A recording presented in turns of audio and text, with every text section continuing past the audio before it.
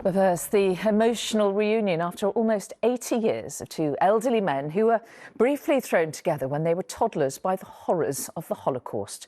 Jacques Weisser travelled from his home in Hertfordshire to the site of the wartime orphanage in Brussels, where, as a young Jewish child, he was dumped by the Nazis after being seized from his family. ITV News was there for the moment he embraced his former companion from the orphanage, who now lives in Los Angeles. They told our reporter Amy Lewis why it is so important their story is heard. All alone, stolen from his family when he was only 6 months old. In 1942, the Nazis sent Jacques Weisser to an orphanage for Jewish children. There he met Bill, who lost his entire family during the Second World War. Side by side, they spent the next 3 years together until Belgium was liberated, only to be separated and end up living thousands of miles apart. They have never seen each other since. Almost 80 years on, Jacques has travelled from his home in Hertfordshire back to Brussels. It is the first time he's returned to the orphanage and the first time he's seen Bill in 8 decades. Young Bill, what can I say? Absolutely wonderful. Oh my God. Too many years.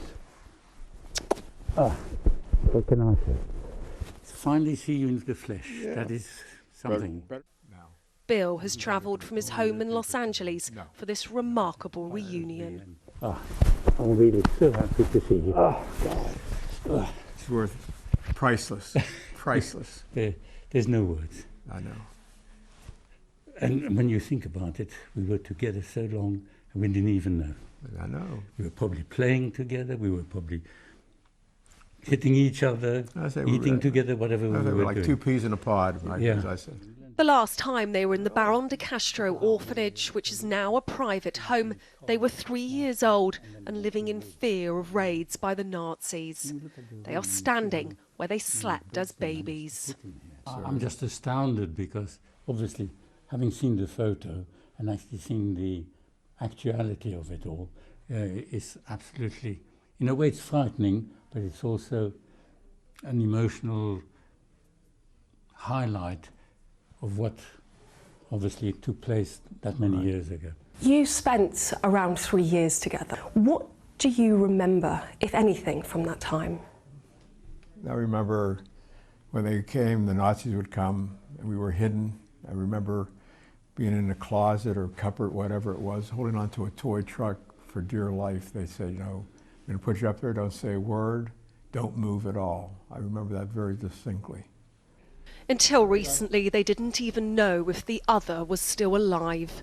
A researcher and the owner of the house discovered old photos and records and put them in contact. Now we know everything.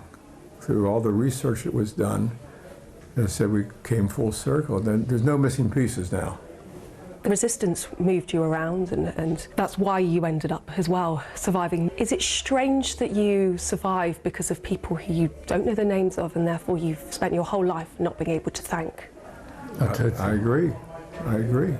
That, as far as I'm concerned, I'm sure Bill will feel the same, is probably the thing that we would have liked to do the most, is to honour and thank those who enabled us to be here today.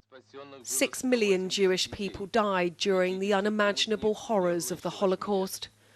Jacques lost 11 members of his family, including his mother Martha, who died on arrival at Auschwitz, and his sister Leah. He was reunited with his father Jacob after the war. Bill lost his father Abraham and his mother Hannah. After being adopted by an American couple, he joined the US military. If you were just a few years older, you wouldn't have survived, would you? No, we would not both, at all. Unfortunately. Yeah, they had a rule that if you were over 5 years of age, that was it.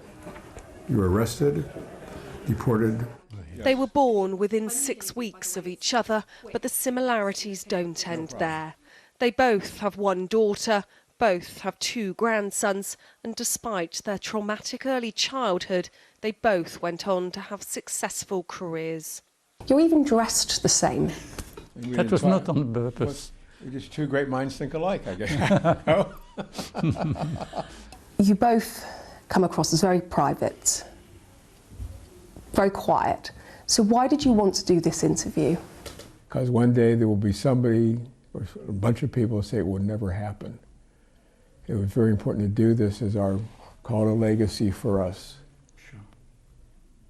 So people will never forget. Their childhoods were stolen. They lost most or all of their families. But 80 years on, they finally have somebody who knows exactly how that feels. Love you, kid. Amy Lewis, ITV News, Brussels in Belgium.